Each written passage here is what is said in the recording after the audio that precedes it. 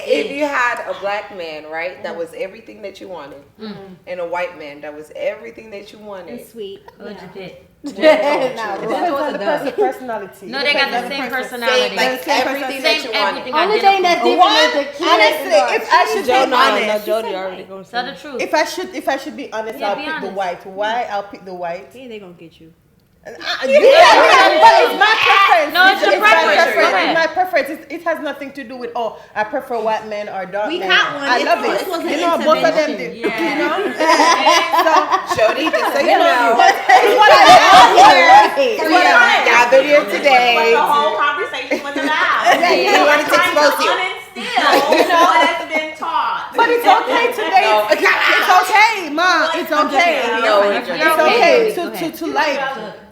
But even if the person have the same personality, there has to be something different about that person. No, we're saying they both the same. They can't be both the same. No, they're actually the They're same. twins. They're twins. Y'all heard her the first time. Okay, so I think that kind of just goes to our point, though. Like she said, it's like her preference. Yeah. But I think there's more behind her preference, just based off of what you've said. Yeah. But I think she already Let me And make it's not it a bad clear. thing. It's not a bad Let thing. me make it clear. You see my ex-husband? Yes, sir. If you turn the light off, you can My see him. ex-husband. He's very, very dark. Blue black. Very, very, very dark. Yeah. So it's not like it's just what's happening in that moment. It's not like I'm like, okay, I put black guys here and then white guys. No. It's just depending on what's happening. Yeah. And you like me, I like you. But Okay. you guys, I think more than the color, she's talking about her experience Yes. of the Jamaican man. Yeah. You know what I'm That's- saying? yeah. I think it's the experience that's making it like, no, Beyond I prefer color. another culture. I prefer Yeah. another whatever. Right? Yeah. For me, I like the aesthetic of a hood guy. Yeah. She I'm likes gonna say the the hood word. man. Like I just like that aesthetic. Like you can't come to me dressed in no suit because I'm not Shut gonna up, be Ruth. like that attracted to you. Come to me. You can't come to me dressed in like I want to say it like that. Like rough. like I like the roughness. Like I want She that. said, pull your pants down, show me your I knew underwear. it. I knew it. He just said he makes it dress Like you wear. can get that. Like that style. You can get that way. There's no problem if you choose to dress that way. But I want to see you in a white tank top with a gold chain or like that's what I want. And Put no the tattoos on. And slang some drugs a little bit here I and mean, there. that's what you want to do. But that's what you're used to because that's what you're That's seeing in your it. But no, environment. but if there was a time where it's just like in my mind, I only wanted like a man that was like I want like a corporate looking man, or I wanted like a cowboy. And you see what I'm saying? Like my preference over the years has changed, but like now, like I know, like I'm okay with liking what I like, and I'm confident in what I like. Yeah. And so why can't I go for that? Just like men. Like if it ain't foreign, it's boring. So as a woman, I gotta respect your preference, respect mine. Don't come to me. I won't say don't come to me in no suit, but talk to me. You know. But I think it's so That's cultural. it's It's like what crazy. you're That's what I'm saying. saying. Because even in Ghana, like we idolize people that are not from Ghana. Yeah. We literally have opened up our whole country for people that's not from Ghana to Yeah. now just gain citizenship. Like just because you're from outside, come get a passport. Like, right? But like it's just this idea that if you're not from this place, like if you're not like us, you're better than us. So come and make us better. Her experiences in Jamaica and her experiences with Jamaican men has already mentally It's put her cultural. off. Yeah. And that's why I like African men. I feel like they have a more, like their culture is more, they take care of women. They don't do 50-50. Their parents are together. They have like the values that I like, if that makes sense. Versus the American men that I grew up around, they disrespect their parents. They don't go to church. They disrespect women. They do 50-50 or you gotta pay this. I'm like, okay, listen, no. So culturally I had a blockage on American men until the Lord gave me one. But he's respectful and he is like more tendencies as like what I like. So He's from the South too. yes, also, so like, it's- So your also goes back experience to how make you're your raised. preference. Your experience based on your experience, it allows you to have preference. A hood man is good, but for instance, a hood ninja, like they're very aggressive, but sometimes that comes from trauma. Yeah. And then within a relationship, you have conflicts. Yeah. My experience when my ex-husband, he was, he's very aggressive. Yeah. But also when we have arguments, he's also aggressive. Yeah. So that kind of, it's really scary. So it's like, it's a fist, it's a fight thing. We're going to fight, we're going to do something. But I had to pull back and be like, okay, I can't do this. So my experiences push me in a place where I'm like, I prefer somebody soft. Do you think that's how the men also see it? Yes. When they see like a lighter skin, they think she's more softer. Yeah. Or she's not like an angry black woman. No. She's a little bit more. That's the stereotype. That's the label. Yes. Sorry, White women no. don't yell. White women don't. Yeah. But then Yes, the most, That's why but I'm with a white woman. You no, hear I that. agree with they you. just more less controlling. I agree, but I don't like the fact that, like, the only reason why I say no, mama, is because when you compare a black woman to a Hispanic woman, Same they thing. like the spiciness. There's a difference in like the papi, Yeah. Yeah. and there's a difference in the. Mama, a Latino woman would straight up get a gun and put it to your head. but she gotta get there. You know what Yeah. I'm saying? Typically, they see like, I don't know if I'm lying. Typically, but that's the thing. All like whether you're Latin or African American, you're still in the same kind of bracket. Yeah. I'm talking about I'm talking about the ones who actually prefer, like she said, lighter skin or just not as black or whatever it is. They have this concept also like that's like she's softer. Yeah. Do you get what I'm saying? Yeah. So it's like if you forget about the skin color, even just the way you present yourself. I don't know how to explain it. Like if you have a roughness to you or a hood to you, automatically you're loud. Yeah. Or like you already you gonna get in You there. have an attitude. You have an attitude. There's already Yeah. this preconception of just from what you look like. Yeah. Versus you can be just quiet, look like you straight none, and boom.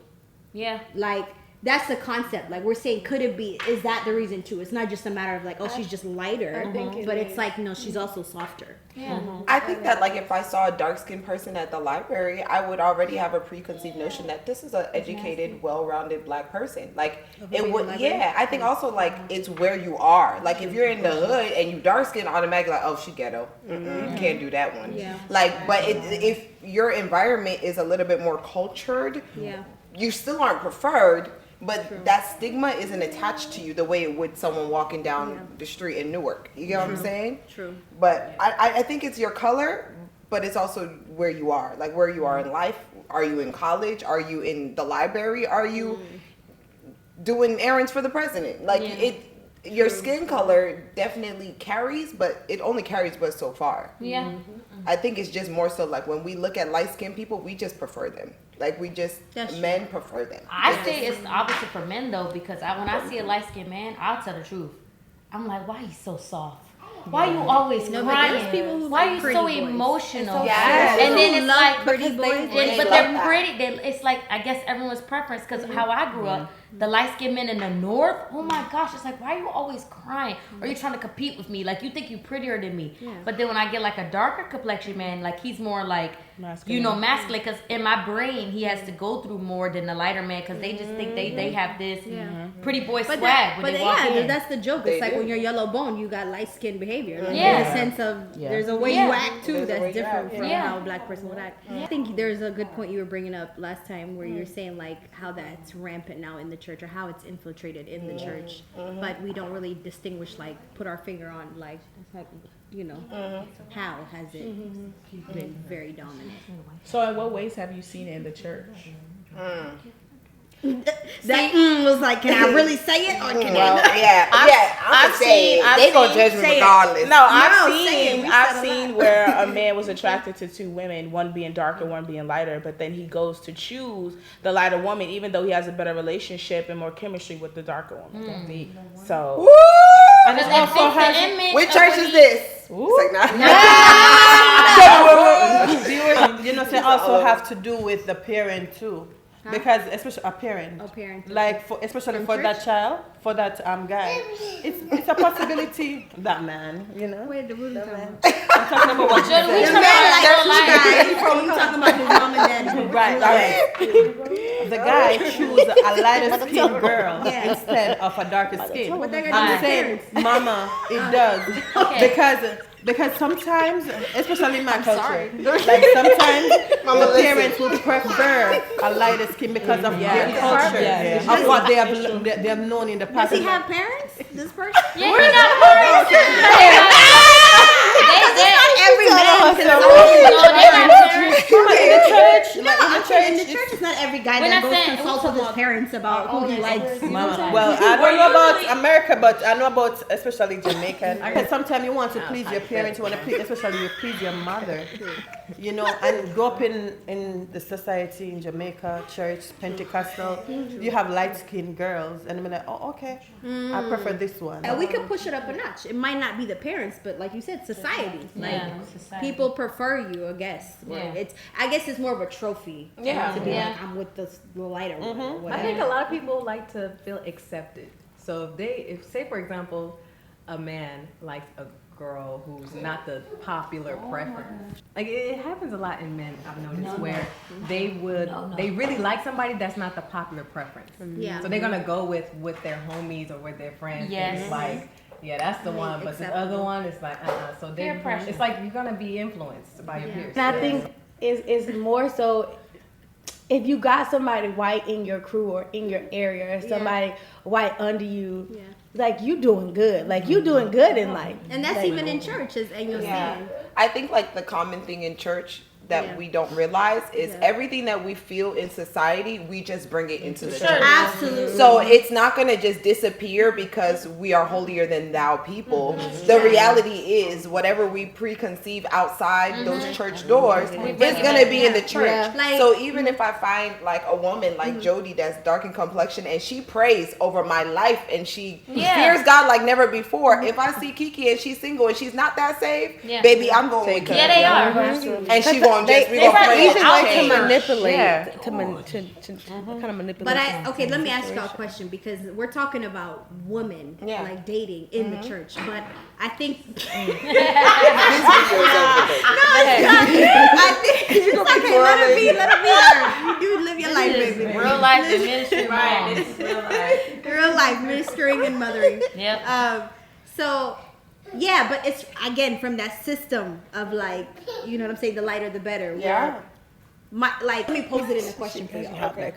If your church looks a little bit more modern or it's upscale, would you imagine it to be African or African American or Baptist? Absolutely not. What comes to your head? Non-denominational. Non-denominational, but is the non-denominational like geared towards diversity? Yes. But is the diversity westernized Of or course. is the diversity Definitely actual westernized. cultures? Because if we stood on stage and took a little bit of a Chinese hymn, took a little bit of Spanish, took a little bit of African medley, took a little bit of this, it's not as modern anymore. That's still It's not as hip anymore. It's not as western. It's not, you get what I'm saying? But that is, and I've seen it like being in ministry where the term of, oh, that's too African. Or you don't want to be too Baptist. You don't want to even hey girl, even though you're non-denominational, like there is always that sense of westernization that we're aiming because that's where the money is, if that's how we're gonna talk.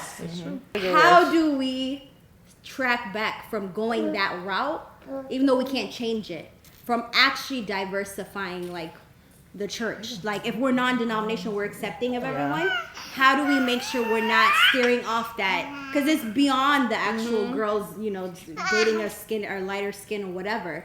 There's a system in our world that, like you said, has gone into the church. It's beyond dating now. It's like we, as a unit, want to be more white. Yeah. When we do worship and we have now a Spanish song or African songs, or we have black churchy music songs. Now everybody can identify, oh, that's my culture, that's my culture. So I now feel more at home. I'm looking for home wherever I go. You do. You as a black person do. But someone that walks in there that's a white person, I'm not speaking for all white people, but they'll be like, I'm never coming back. But I'm saying now you flip it and you sing Hillsong. You will. That's what I'm saying. Whatever you want to attract, you know how to reach that audience. Yeah. But I think that means the top is literally more Western than we think. Their connections, the guest speakers that they have are going to be white people. The people that they have doing certain things or on cameras are white people. Like there's a way that they're like, if you look at mega churches, for example, the pastor is 90% white. If the pastor's not white, their guest speakers are white. If the guest speakers are not white, most of their representation is white. There's something that they're portraying that says, okay, like as even a white if you don't person, have the color white, it's in the culture, it's in the language. Western, like something is like, yes, they are gonna sing Hillsong. Why? Because Hillsong is white. You get what I'm saying? When you think of white, when you think of, you're not even talking diversity. We're talking about how can we attract white people? How can we attract diverse people, which just means people that don't look like us. Us as a church, the diversity part, we are very diverse, and we feel at home as Black people. We feel like this makes total sense. But white people would feel completely out of place to some degree.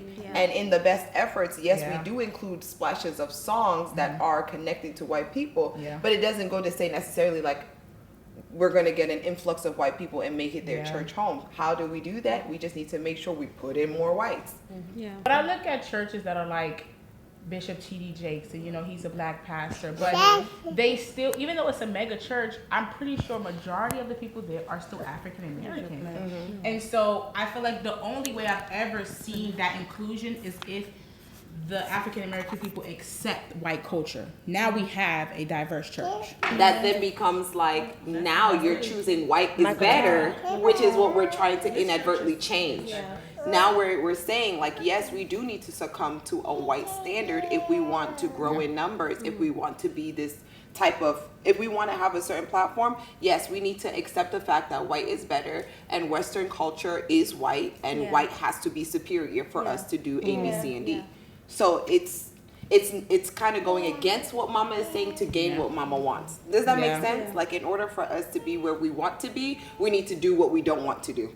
I think that's why church is one of the most segregated places. Like we will literally create a church if I disagree with, you speak in tongues versus I don't speak in tongues. Now I'm creating my own church. Of course. I don't believe that. So there's so many different like layers to church. So it's like, even to attract that group of people, I have to change the whole dynamic of my church because they don't feel comfortable coming in the way we do church. That's and the it reality. still comes down to the superiority Exactly. complex. Because when you walk into that church, is it like, do I fit in? Do I genuinely see these people beneath? You won't say it out your mouth. Right. But the depth of what you're saying is this my social class? You know what I'm saying? Like, am I gonna benefit from this, or are they gonna benefit from me? You know what I'm saying? So it's a business at the end of the day, but it's like, how much of it do we really? And I think because we grew up understanding the kingdom of God and like there's no barriers, barriers. There's like no, all of that. But like my mom used to always be like, I'm Kenyan, I'm from heaven, I'm not da-da-da. Because Ethiopia was really bad with like the different, our war, tribes, civil war, tribes and stuff. But I think we say so much of that, but neglect the actual, like, I don't know, we don't speak about the elephant in the room. Where it's like, I understand there's so much different denominations. Like, there's the Baptist, Lutheran, there's this, there's that, there's man-made religion, obviously, that we've already created that segregation. But even in that segregated unit, even of a non-denominational church or a Baptist church, it's like, it's so like the systematic racism or the colorism is so strong that, like you said, anyone can walk into that church. They can still speak in tongues. They can still have your language, but there will still be something that has this superior, inferior, like that complex. And it's like, we can never fix it, but we can always get better. Like as individuals, we can always take responsibility. But I don't know. I think for me, I feel like the more inclusive we are, the more conversations we have where it's open to like have normal, like these are normal conversations that I think should be normalized, but it's because there's that sense, even now, people will hear us and people will judge. Like, you will have these people like that will be like, oh, I think you're coming strong against white people, but that's not what this conversation is about. You know what I'm saying? The fact we're even just speaking of African American and Africans with what we know and what we can talk about, some people don't like that either. They'll feel like you didn't bring in this culture, you didn't talk about that culture. But it's like, there's better ways of having conversations that actually deal with certain mindsets that I don't think we've really tapped into, especially even in like the bigger places. Of course. You get what I'm saying? Like we can have conversations here, but it's like I feel like we have in the bigger like what do you call it? Influencers, like even with Black Lives Matter, when something like hits us, that's when we're having these conversations. Where now it's about slave, it's about the Black, the African American, but what about the actual like diversity and the Black on Black, like in the church? You know what I'm saying? Like it's not enough conversations. I feel definitely that's not. even digging in, and maybe people just don't have hope anymore. Maybe they've gotten to a point where it's like, I ain't gonna change it, and what am I gonna do? There's nothing I could do. But I think one of the interesting dynamics that we should talk about, because I think it relates to all of us, is this new movement of African prophets and African people coming into America now, and Americans now demonizing them and their culture and speaking bad. Oh, it's witchcraft. Oh, it's this, and this. Even in our own family, like each of us are from somewhere different, but we go to a church that has an African leader. And now, you know, our family members will say things that are very ignorant because they're not accepting of this new wave in a sense. Like, so I think it's a lot to be said there, because my family, I don't think they're so skeptical because it's African people and it's unfamiliar. Even I think. Go ahead. Even when I first came to our church as a whole, like me being in service, I'm like, you know. I'm Black, but I ain't African. I don't think I fit in here. Like it was like that until I was like, okay, I'll give it another try. And then like, okay, I had to put my preference aside or my opinions aside and actually experience for myself rather than I'm experiencing based off this mentality that I already have. Like, I don't fit in here, and what is a speaking in tongue? Like, can I even do that type thing? So it was based off more like, do I know these songs? Like, I didn't feel like as if I was fitting in until like I actually had to put like what I've been taught aside and actually give it a true authentic experience. And that's coming from a Black American. Now imagine someone that's just straight up white. You know what I'm saying? Like someone that looks like everybody else but doesn't necessarily connect culturally already feels out of place. Now someone that doesn't connect culturally and looks completely different. You know, that's like a double like, what are you doing here? You know? But you have white people that come to a church. We do, and we're not saying that this fits the bar for all white people. There are white people that celebrate the fact that they don't want to be in a white church. They're actually tired of singing Hillsong. Like there are some white people that are like that, and they like that we stand on the stage and sing songs. They have no idea, you know what I'm saying? Like what we're saying in our African melodies, but it moves their spirit. There's people that see beyond the cultural barriers. And yes, Hillsong, we do love you. Just, you know, but they can see beyond the cultural barriers and say, no, I'm here because my spirit is moved. And because my spirit is moved, I belong here. There are very few people that can have that perspective, you know? I think with the African prophet situation, it's definitely in two. Because this is not just racism. That's like even doctrine. Like, I think... it's just not even doctrine. You know how you've seen in America the way they portray Africa with all those begging kids on the street and da-da-da-da-da.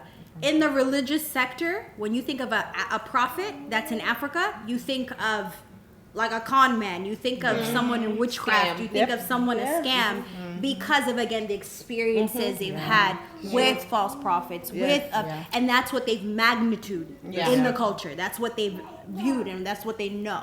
You get what I'm saying? Yeah, sure, so because of that root, there's that sense of like what you don't know, you're going to demonize. But at the same time, there's now no one talks about it, the culture difference.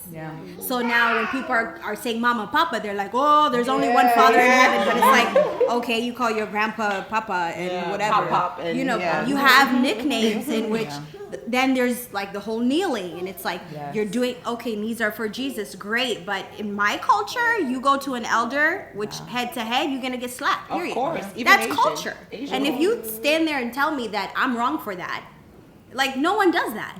You get what I'm saying? No one goes to someone else's country and starts telling them what's right culturally. That's not your country. Shut up and sit down. Like that's not your opinion to share. You get what I'm saying? So they don't have this difference of what is culture and what is doctrine and belief. And if you just don't believe in that belief, leave them alone, like Lutherans or like Baptists or whoever else you don't believe in what they don't believe. Leave them alone. Yeah. But there's, again, because of the system and the world we're in, where especially if I don't believe in you and you're getting a little better than me, a little bit more higher influence than me, a little more attention than me, it's gonna be a problem. It's gonna be a problem. So even though it's the church and they can't really deal with it, like it's some another part in the world, even though they can't shut you down the way that the world can shut you down for being black and rich, there's a way they're going to shut you down. Of course. Do you know what I'm saying? So they might not know it, but again, I feel like it's so much more deeper than just colorism or because you just don't like and it's spiritual. It's supposed to happen, period. You know,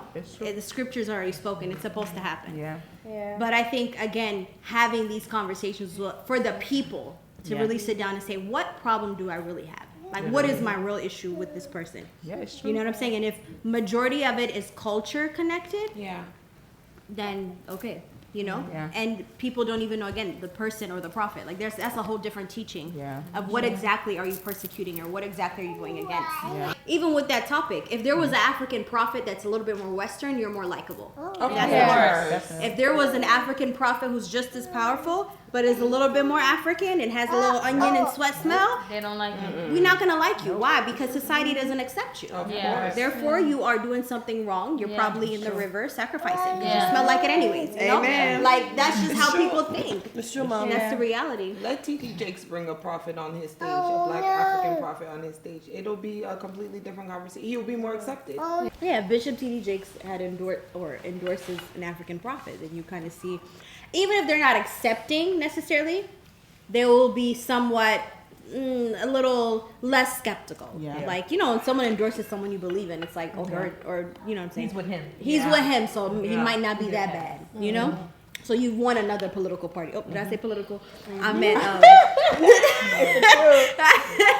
but literally that's how it is. Yeah. But I feel like, how then, what the heck am I asking?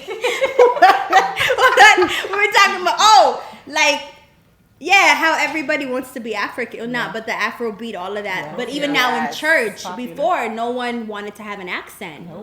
Even for African prophet or African preacher to, you know, preach in English, it was like, you have to make it like, if you preach in English, man, like you're more anointed, you know, or like you're called international grace is on your life. It's like you have a higher dimension. Like, it's not an intellectual measurement. It's just a language, you know. But it's like there's that concept. So even now, though, it's tables have turned where everybody want to have accent now. It's kind of like, and if you don't say it in an accent, then you're not as into it, you know. You guys notice that, right? And it's natural. Like, we naturally do it. It's not like people are trying, but then do you think it's appropriate is my question. Like, do you find that, like, you know, oh, that's cool. Like, oh, it's deep, man of God. Of course.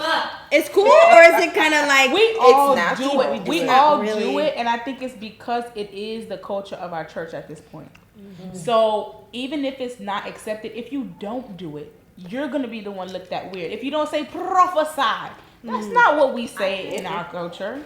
Like saying prophesy and stuff, but kind of like the putting on the accent can be a little bit much. I think it's appropriate. Absolutely it is. Because in the same way, like our parents came here and they tried to sound more American to fit in. When you are a fish out of water and you're not fitting in, you do everything to fit in.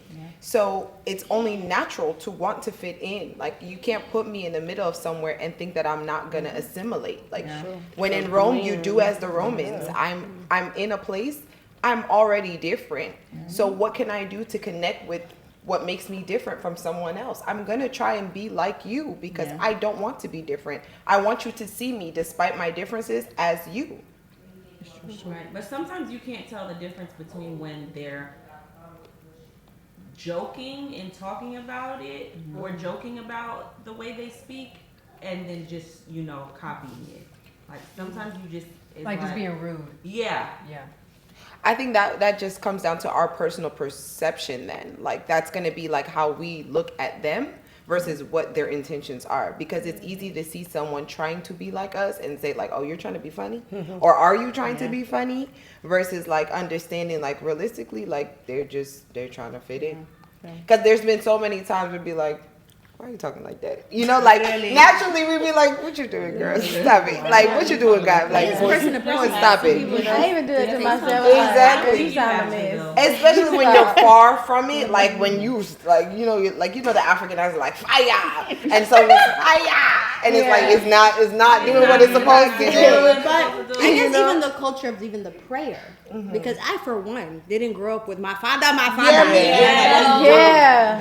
Close your mouth. That was Literally. But once you get used to, I guess, the culture, there's a style of prayer. But I don't know. I agree with you, Enyo, but sometimes it rubs me the wrong way. Simply because, for me, if it's like a genuine, like you said, you're just in a culture and you're embracing the culture, you're just talking like, do what the Romans do. Okay, I get it. It's cool. That's fine. Then there's some who come with like a artificial sweetness. You know what I'm saying? Like it just gets a little like you're doing too. You're not actually honoring or like it's not an actual appreciation for the culture. It's just like, people who obviously we get a lot of people who come to the prophetic that are not there for God or the prophetic. They just there. It's like some kind of network marketing or like you just there because you want to make money or somebody. So people come with different reasons. Right. So when I see those kind of individuals now trying to assimilate to a culture where it's not a genuine actual desire versus like if I was Chinese right now, you would do that too. But I don't know what you're talking about at home. Right. Like I don't know if you actually have an appreciation for this culture. You're just kind of doing it just to get in. That makes me feel like no, like don't like you're mocking. Just be you're mocking it. Like you're mocking a culture, a precious like. Because we're talking about it in church form, but imagine if someone walked in your house and is mocking your actual like my Ethiopian culture. You're just mocking it. Like there's no actual appreciation for it. To me, it's just like why not just don't do it? Like what do you get out of it? Because at the end of the day, you're de-appreciating like something that is so beautiful that you just don't get. Like it's okay. Yeah, I think it's different if you actually take the time to learn a culture. Like now I'm trying to eat the food. I'm trying to learn about what the different versus I'm just coming in and I just want to mock you. I just want to mimic you. It doesn't show that you actually value that thing. Now it becomes less authentic. It's like that's just so fake. Yeah. And I think some people, I don't know if you guys agree with this. Do you think that there's a certain context in which people should use that or not? I think like there's boundaries to it. Yeah, I think it's boundary, and I think that should be for every culture, not just let's say the African culture, because then you'll have some people that will mock the Hispanics. You'll have some people that even me being from the South, some people just I'm gonna eat me some collard greens and some pasta, and some cornbread, and wear me some overalls and carry a chicken and watermelon. So you have to do that, and it's just like. Like at this point, I'm looking at just stop. Or you be like, "Howdy, bud." I'm like, "What?" And even me, when I try to do an African accent, I'm like, "Girl, you sound messed up." But it's what you know, though. Like, and that's kind of like the standpoint that I'm coming from. Like, we can't tell people to what extent they need to assimilate. That's the extent of their Hispanic understanding, and that's what makes them comfortable. You get what I'm saying? And for African culture, somebody is not going to sit down and eat okra soup with me. But I don't feel like they have to like eat my food, like do certain things that I feel like now, okay, you're accepted. Like what if to them, what makes them feel more at home? It's different from the perspective that mama's taking it from. If you're just being rude, you're just being rude. You don't have to be a race or ethnicity to be rude. Like you're just rude and disrespectful. I think a better example of what I'm saying is like 80% of the time you're throwing comments that are like shady. Yeah. But in the public, you're trying to act African. Yeah. To me, I'm like, shut it down. Yeah. Like, you know what I'm saying? When you start talking like superior and slick, on the side, like 80% of the week, that's how you talk. But then in public, you want to seem like you're the most African, whatever. Then I'm just like, shut it down, stop. Right. Because now it's just disrespectful beyond like the actual prophetic. Now you're just being disrespectful racially. That's what I meant. Yeah, no, I definitely agree with that. There's absolutely no room for that period. Like there's no way you can come and be like, oh, ha, ha, ha. You know, let's say, for example, someone that's Chinese and then be like, oh my God, I love your culture.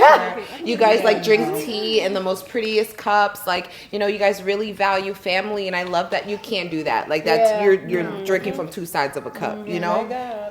But like when it comes to like just people trying to fit in and trying to be part of a culture that's different, but they feel connected in a different way, I think that it's totally normal. My personal opinion. No, I get that. Do you think we will ever connect? Honest No. question. Like, you know what I'm saying? Because I don't know how Jamaicans, y'all just so upfront that some cultures might be like, I just will never click with you. No. Yeah. Yeah. So, I don't think so. do you know what I'm saying? So what's the balance of like, not that you're trying to assimilate yourself to be something, but it's like, I don't know, where's the pure like middle ground of It's just easier being, for Jamaican to fit in because you can be a Jamaican and it's easier for Jamaican for you not to hear their accent. For their accent. Like some, Jamaicans? Yes, some people.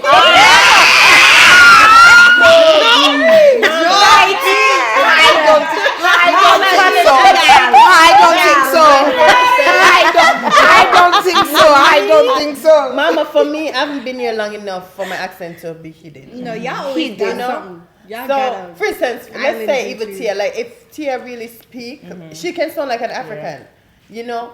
So she has been here for a longer period of time. So sometimes your accent will change. Mama, even people that come from Jamaica know, and you hear them, they kind of start. We call it twang.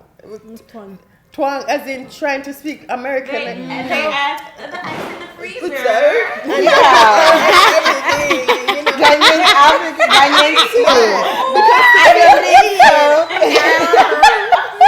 Mama, just to fit in and just to be like, oh yes, you know. So I think Jamaicans, we can fit in, like we're very bold and we'll tell you as it is, you know. Tell as it is. I think for us it's more humorous. Not humorous, but it's like, oh, that's cute. Like you're trying. Like the way like white people come to Africa and it's like, oh, look at that white man. He's dancing like us. Like, you know, like, oh, he likes our food. He really likes our food. We're more so like impressed that someone different wants to be like us and values our culture. And so it's not like an acceptance. It's more like a wow that like they're even trying versus like, okay, like wow, like you're one of us. So the difference now with Jamaicans, we are used to people wanting to be like us. That's true, but You know, right? People want to talk like Jamaicans. People want to be in Jamaica, want to live in Jamaica, want to just have, like, you know, I want to learn how to speak Jamaica, want to say the, you know, other words. But Jamaican, they're verbal. They're going to tell it as it is. Like, you're trying to do something, oh, that now work. That not work. That not work. Try something different. You know, try something different. That's not working. So they're going to tell you. Will we ever accept people foreign that's trying to be? I think it'll come from a place of people actually having a genuine hunger to explore other cultures. Exactly. If you don't have that, if you don't go with an open mindset, like, oh, I genuinely want to know about this culture. Like, for me, when I dated a Dominican, it's like, oh, I genuinely want to know more about this culture. Me being around you guys, oh, I genuinely want to know more about Ethiopia. I want to know more about Ghana or Jamaica and stuff like that. Or I want to know more about how New Yorkers do their thing, or how people from New Jersey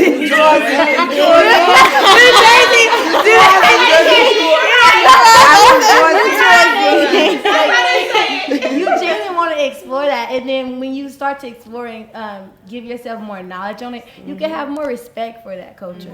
Oh, my bad. Do you think that it's a requirement? Like, do I need to get to know your culture? Like, if I connect, let's say spiritually, like let's say I feel a part of your church home because spiritually I'm led.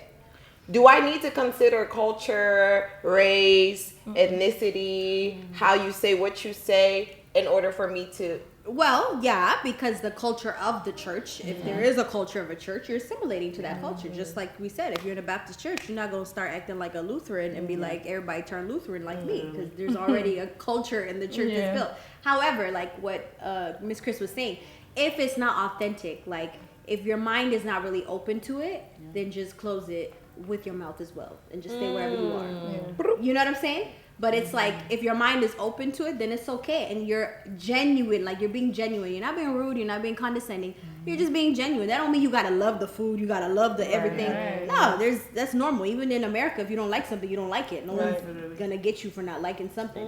But when you're trying too much, it rubs me the wrong way. Like me growing up, even with Ethiopians, like I've had friends who would come, like, and they just came, let's say like 2 years ago, right? Me, I came here like 5 years old. So for them, you know, it's kind of like back in the day, it's not cute to have an accent.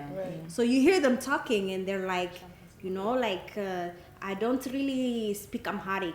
I really, you know, I forget, you know, I just forget. And I was looking at them like, you can't speak English. You can't speak Amharic. What do you speak? Like, what is the need? Like, what is the need to speak of, like, what do you speak then? Because for me, it's like, speak proud. Like, if you speak Amharic, speak proud. You know what I'm saying? Like I said, language is not a measure of intelligence. Yeah. You know what I'm saying? So in the same concept, when you walk into a church, don't measure it as a measure of social class, or like how if you sound more African now, they gonna accept you more. Like you gonna get another prophetic word, or like you measure it with, you know what I'm saying? Like this, the need of I need to fit in order to get something. That's when it's not authentic. Right. I think that's where we all drop the ball, because we feel that pressure of like, I just need to fit in. I just need to be like everybody else. Like, I don't think like we even, let's say being that one black person in the class full of white people, I'm not thinking like, hey, don't try so hard because, you know, you don't need to, you know, you're great the way you are. I'm not thinking that. I'm thinking like everybody else is moving one way and I'm moving a different way. And I just want to move like everybody else, you know? So like from the outside looking in, like, of course, like, it's like, dang, like I really did try too hard. Like I didn't need to do A, B, C, and D. But that's also because I'm in a different place now, you know, like if you put me in a room full of like that, which has happened, you know, I've taken care of kids that were full Jewish.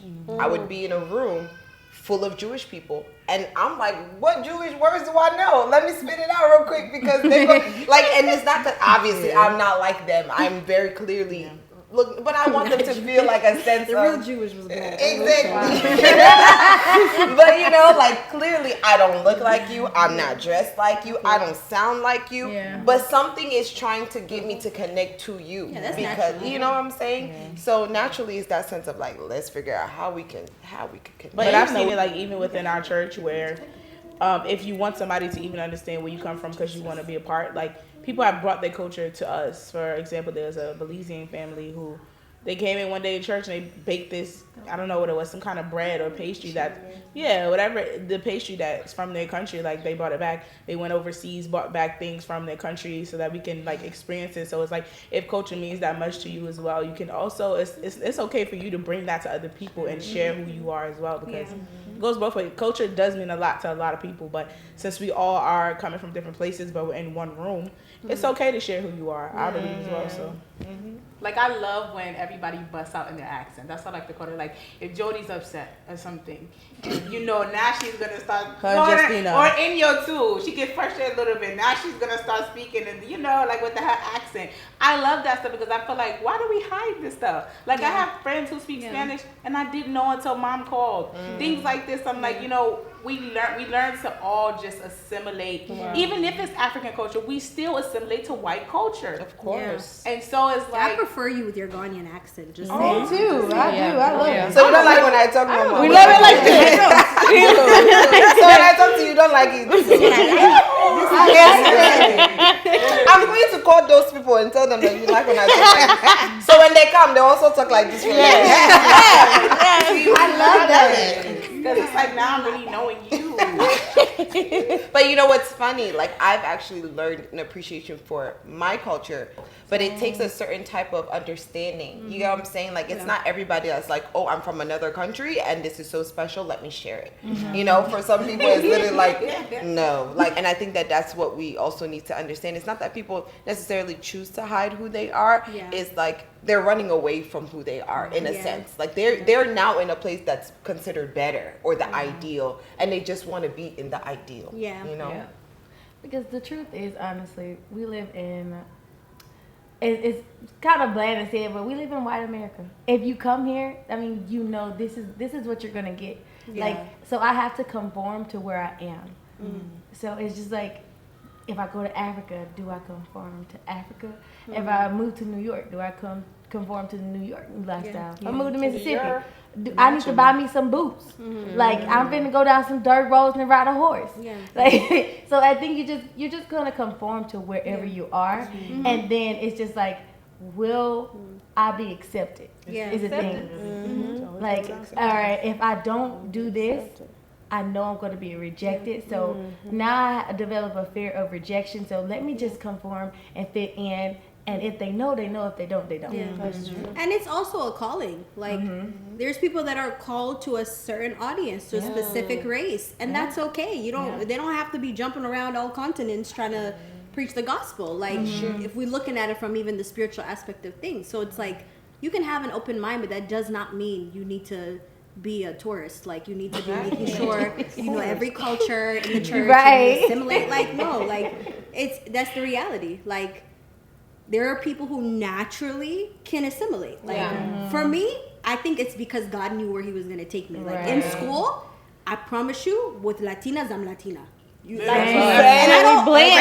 I'm not in the mirror like okay, girl. Like I'm not over there practicing the accent. Like just blend. We're not doing that. But when I'm around them, it's like I just pick it up.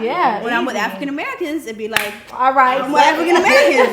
When I'm with Ethiopians, I'm acting Ethiopian. There's people who just personality, it's easy for them to click. But that even goes to like your assignment, who you're called for, all of that. But if you don't have that, like that's what I'm saying. As long as it's not like if it's not authentic, bro, just stick to your race and the ones you're called to. Like it's okay. Like you don't have to fabricate this. We are the world. Like it's okay to just appreciate it from a distance and just stay. So I have a final question for you guys, and y'all can kind of figure out how to answer that. Would you say we as people all over the world, in every place, right? Do you think that we have concluded this idea that westernization, the Western world, white people, white culture, white period is better and will remain better? Absolutely. Yes. Change has to start with me. And change. So when that change starts with me, I'll teach my kids. It's like, you are the word. you are the children. But Jody makes a good point though, because it has to start with somebody. It always has to start with somebody, and I think that we are a testament of change.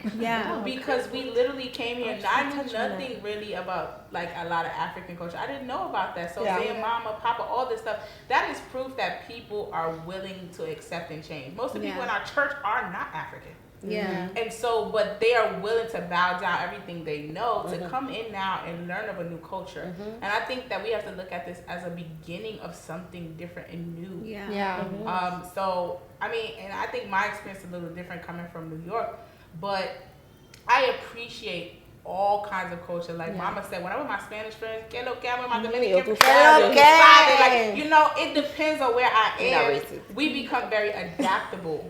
So like even meeting Miss Chris, it's a lot of things that they weren't exposed to because they was from Mississippi. And so once they did get exposure to it, it was like, oh, I'm learning this. Oh, what was curry? Now she can't stop cooking curry. So, you know, you didn't know curry? She did it. She did it. So it's like, I think it's according to your level of exposure. Once we're exposed to these things, then now we can actually change them and learn them. That's true. I think for me, like once you get the exposure, like your world is literally what you make it. Like if I hang around people with just the Western mentality or that are going that route, that's my world. Even the way I perceive myself, the way I believe others perceive me, the whole how I even present myself to people, that's where I'm going. But if it's like if I build a system around me that's like, there's a greater system that will not accept my mindset, but if I build my world, my inner circle with people that are like-minded, I don't really care. And then when I have to get into that field where I'm in the world, or let's say in the career, or there's just rooms I'm going to enter that whether I like it or not, that's the mindset. It could be great, anointed, powerful, that's the mindset. But to know I have a group of people in an inner circle that have like-mindedness when it comes to this, I think it gives you a little comfort and hope in this world to make you feel like, all right, there's people that are like-minded. We might not change the world, but we can determine how we live in it. You know? I agree, and I believe the world changes with the next generation. And so even the children, because that's how I see the world, through children. If we want change, we have to instill it in our children, because the generation that already is already stuck in their ways.